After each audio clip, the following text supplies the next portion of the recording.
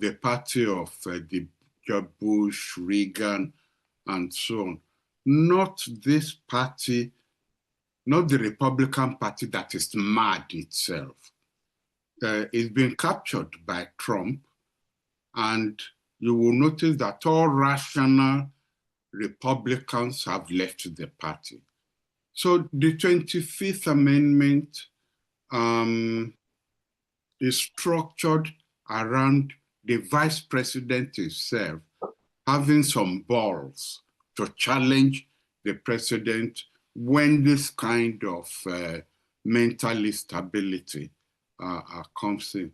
But the vice president himself has become a prisoner of Trump.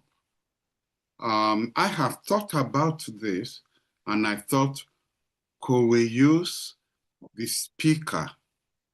But the structure of Congress itself, I mean, the speaker now is a creature of Trump. So we are going to have to look for a better alternative structure that, when confronted with an unhinged president like this, will be able to step into the bridge. But right now, I don't see the 25th Amendment. We cannot even go to the Supreme Court.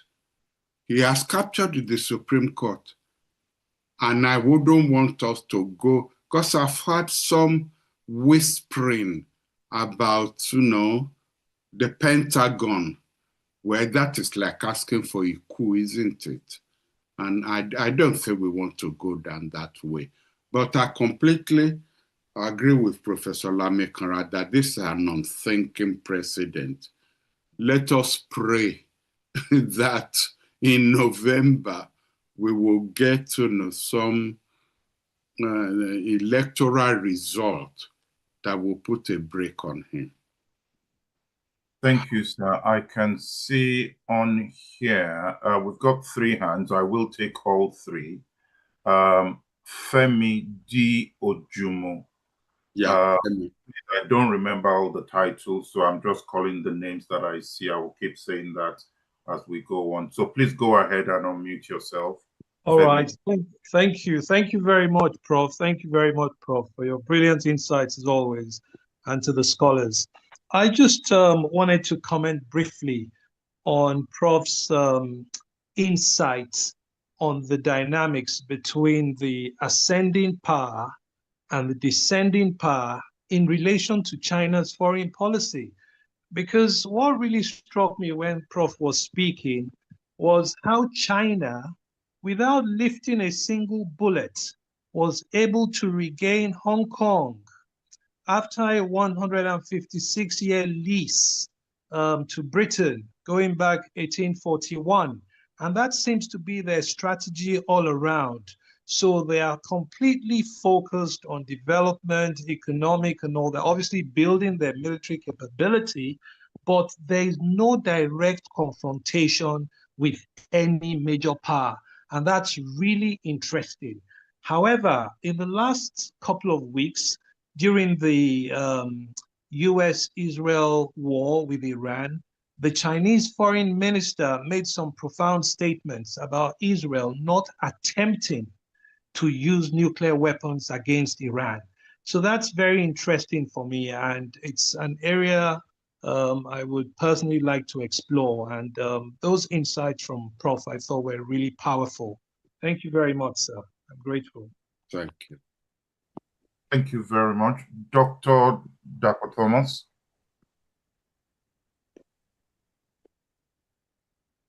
Yeah, good evening. Good evening, everybody. Yeah. I want to comment on Professor Lamekara's position that Trump is a bit deranged and has lost his mental stability. I don't want to agree with that position. I believe what he is doing is a deliberate psychological dramatization just to complement the power that the United States possesses. This was the same Trump that came that had the first term, and now he's back. He had already said that he was coming in a different way, to show what kind of power, the kind of power that the United States possesses. So whatever drama that is putting up now is just to complement the power gain that he said he was coming to do.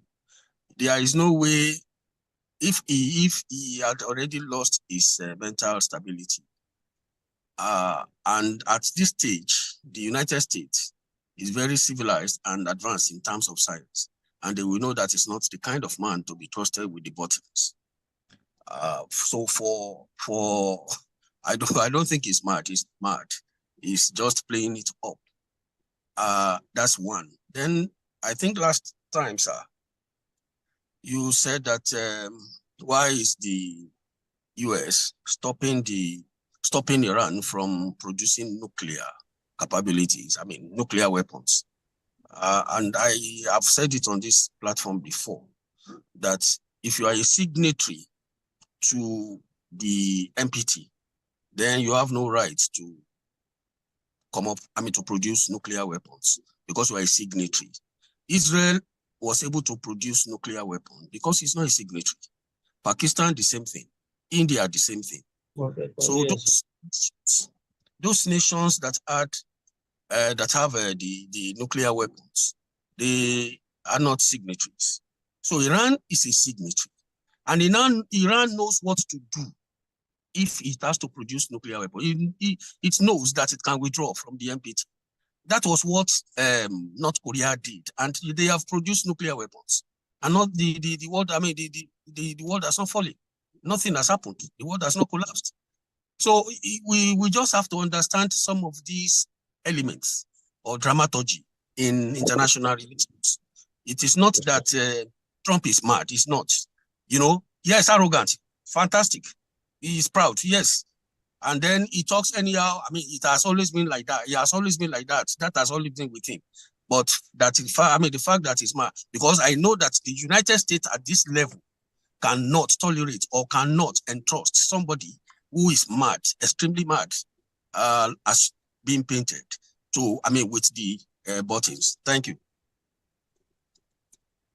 Thank you very much for your contribution, sir.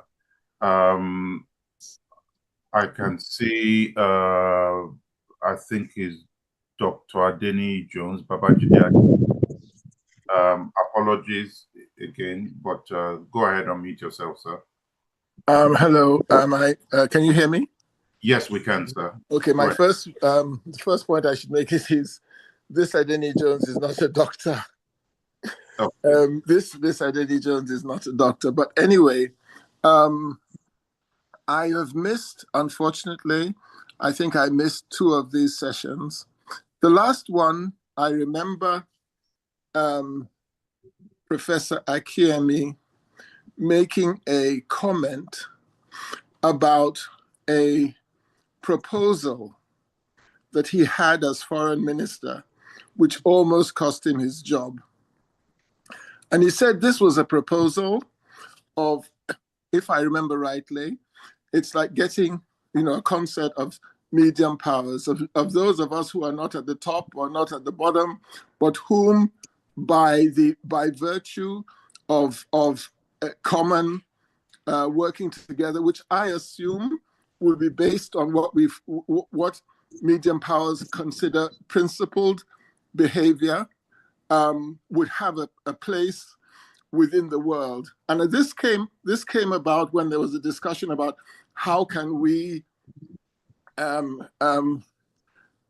benefit from the windfall of all oil prices. Now, I felt that one of the problems is we're in a situation where we're reacting to things and hoping that we can benefit from them. And now we're talking about, how can we deal with Trump? I happen to agree that the man is unhinged, but I think that to look at it today, as he is today, we are not, as Nigerians, American citizens, we can't use any amendment or whatever. But what we could use is if we had a consistent moral foreign policy, which we worked with other countries, which are not necessarily the most powerful ones, but we have the moral power of standing up for things that we know are right.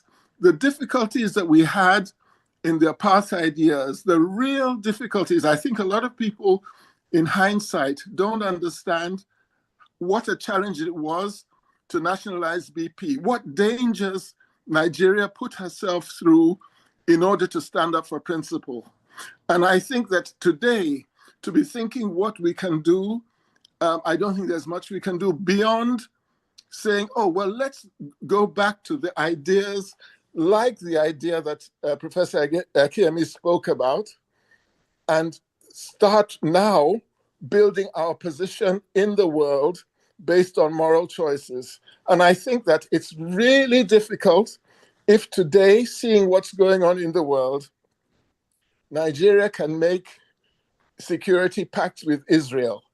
It means that it's really, really difficult for me to imagine us building a moral position through which we can secure our place in the world, because we are not the most we don't have the most powerful army. We don't have but what we do have is the power of a moral voice. And I think this is what they haven't used it, as well as they could. But I think this is what will, in hindsight, single out South Africa for their position, taking Israel before the International Criminal Court. We don't know what's going to happen with the efforts to completely disband the international order of things. But if anything of it survives, we will look back and it will be very clear to see who was doing the right thing and who was doing the wrong thing.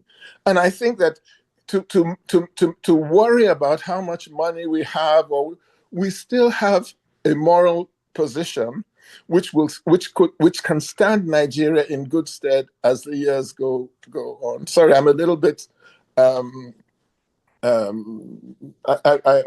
waffled a little bit, but that's the contribution I wanted to make. Thank you. Thank you very much, sir.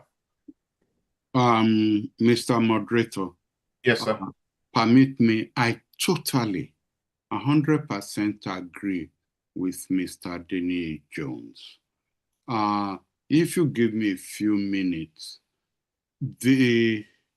when I proposed the concept of medium powers, I actually was trying to set up a concept that is based on moral position. What is the benefit? Let me start with, what's the benefit to Nigeria? You see, at that time, we had a one policy, we had a one principled foreign policy, and that was the anti-apartheid objective. And I pointed out that the anti-apartheid objective was practically over. We've won that war. What is then going to be the next objective of our foreign policy? And I said, if you look at even the state of the world at that time,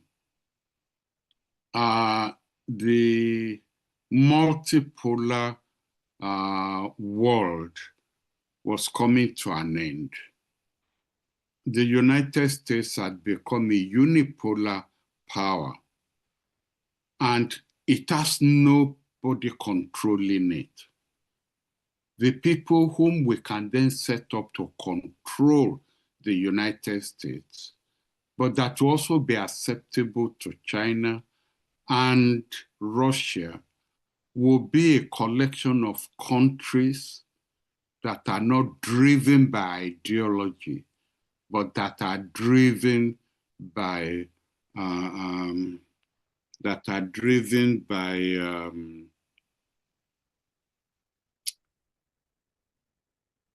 is the word we've been using since this evening, so that when there is a problem,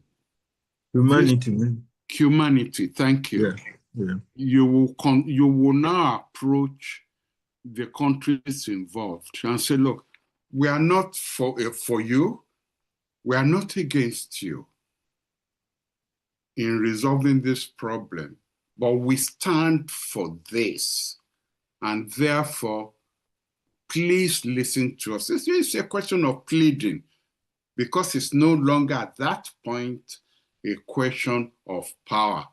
However, the countries you will pick to approach the solution to a problem must have gravitas.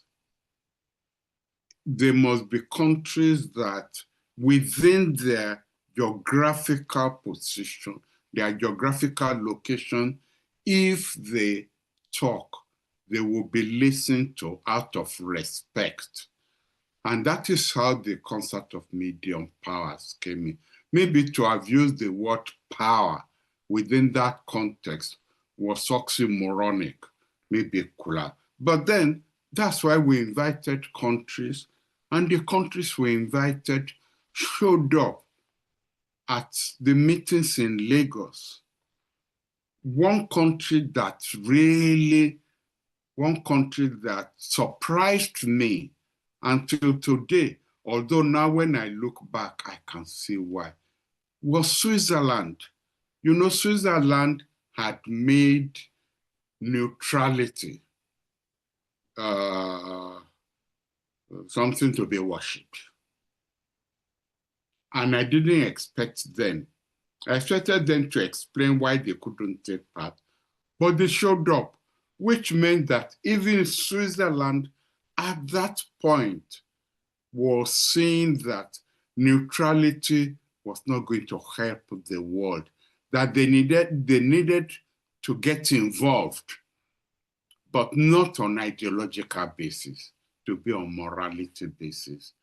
So now that failed simply because Nigerians felt it was too big a project for us to sponsor. Now the Prime Minister of Canada had come up now with the same idea. And I believe, and that's where I agree now with Mr. Denny Jones, that we can build on this. The Prime Minister of Canada proposed, and then he dropped the ball. Various things are being put forward now. Even Britain, but Britain insists it because it wants to look at various strategic positions in the Indian Ocean, strategic homos, and so on. We need to have a bigger thing that we can consider. And this is why I think that if Nigeria decides to play ball, you recall last week, I was talking about Africa dropping this idea of equality of sovereignty, where Djibouti ends up representing Africa, or Gambia ends up representing Africa in the United Nations, or that we should swallow our pride, call South Africa, Nigeria, whoever, maybe Cote d'Ivoire, that look, when we are looking for people to represent Africa, let us consider the power capability, because we need to be respected. You can't go and pick my village and ask you to go and represent Nigeria. You have to pick a Nigeria with a military capability that when it talks, it is respected. Thank you. Thank you very much. So I can see comments. Moderator, sir. Professor Akinyemi. Thank you, sir. Go ahead, sir. Professor Akinyemi explained that he was surprised about Switzerland coming to attend the first meeting of the CMP. I don't know why he should be surprised, because Professor Akinyemi made it crystal clear that the CMP, Concert of Medium Power, before it was turned to Lagos Forum, made it clear that it was not a group, a concert, aimed to be confrontational. That was the word. According to Swiss sources, by that time, media reports, they made it clear that Nigeria's foreign minister wanted a forum for discussing international questions. They want a forum that can serve as an alternative. So I think that was what Switzerland considered, to say, look, in spite of their status of international neutrality, they will want to go and take active part in finding solutions to international questions. In fact, Professor Akinyemi himself made it clear, to justify the Nigerian position, that we do not have to be militarily sophisticated before we can influence and project Nigeria. Let's set aside the misunderstanding, the misrepresentation at the level of Nigeria. But what informed Switzerland's position was that they could see that there was a new, creative idea. That's on that. On Professor Lami Kara, and if I'm not wrong, Babadapo Thomas, I'm not very sure. He was the one who reacted to Professor Lami Kara's position that he did not believe that Donald Trump is mad. I think he's more than mad. The issue is that let us look at the hard facts. If, according to the proponents of he is not mad, Donald Trump is not mad, if he's very conscious, why would you want to use illegality to promote American interest? Nobody is quarreling with America first, make America great again. That's their business. If they want to be great, we are not quarreling. But why would you want to make America great by ensuring the neutralization of your enemy? If that is the case, then where are we going to?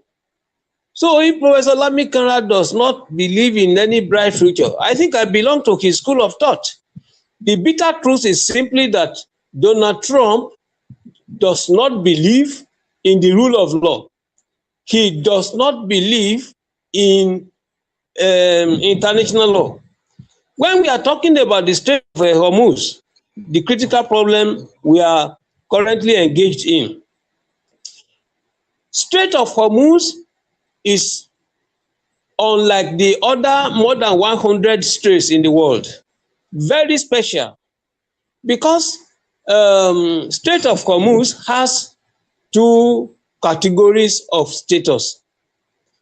It is a strait to which the principle of innocent passage and transit passage apply. Now, the Americans that do not believe in international law is now arguing in favor of international law, accusing Iran of not accepting the transit nature, because the Strait of Hormuz is considered international waters. But we do know that the Strait of Hormuz, territorially, 12 nautical miles, belong to Iran.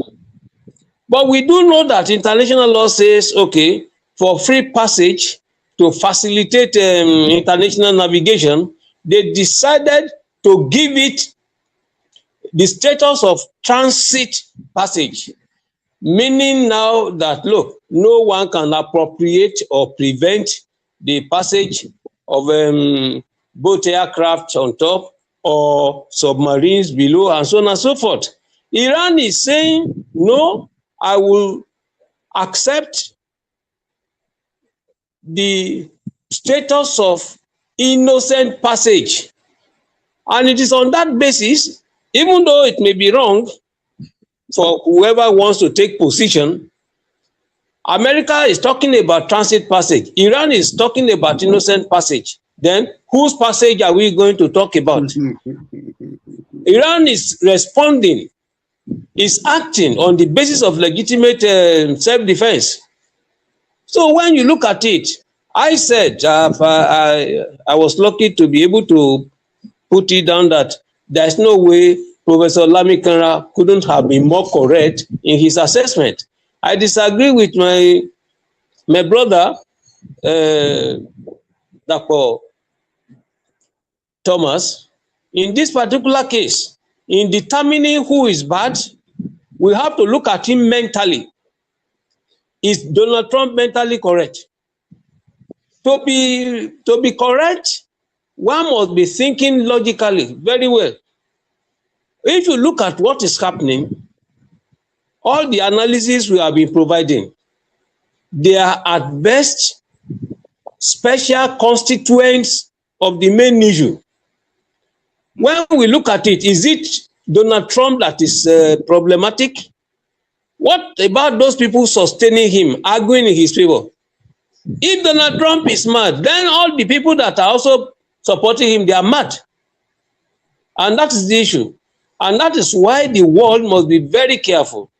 When there was one interlocutor who argued that China is quietly preparing, not using any force, and in the past 60 years they have been doing all this. Yes, China has its agenda. And in this particular case, the Chinese are certainly confronting America. And America is trying to fight China, not only in Iran. We have been told that Nigeria might be the next place of intervention. That is why the intervention, the discussions, the points raised by Professor Akinyemi have to be taken more seriously. Respectfully submitted, please. Thank you very much, sir. On that note, I will bring the broadcast to an end. I'll just read one comment from Ambassador Igali, who says, Prof, history will be fair to you for having tried to strategically place Nigeria on the map of global diplomacy. Lest I forget, even Norway attended some of the meetings of the Concert of Medium Powers. Let's hope that one day Nigeria will wake up again from the slumber to play her rightful place in international politics. Air Commodore Demola Onitiju says the internationally recognized right of innocent passage will acquire stricter interpretation due to existing state of hostility.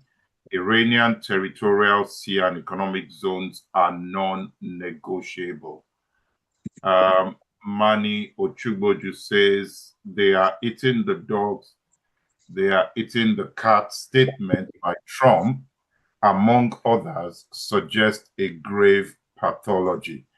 Thank you very much, sir. I know I allowed this to go over time, but it was a good discussion, and I thought to leave it to run.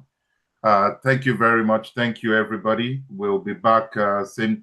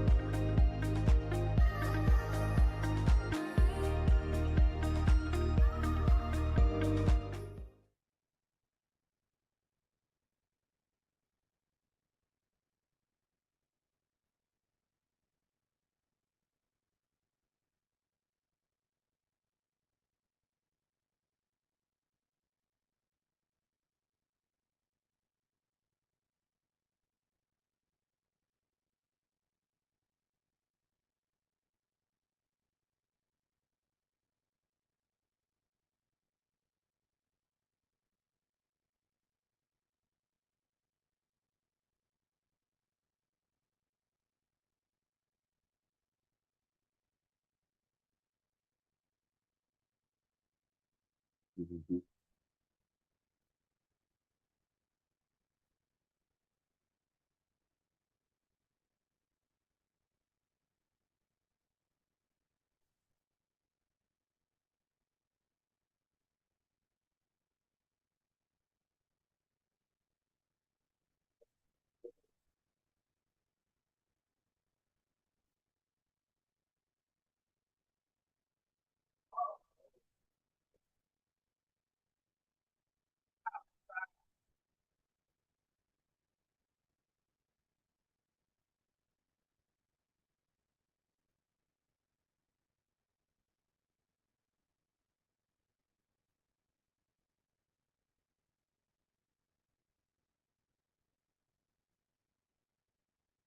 Mhm.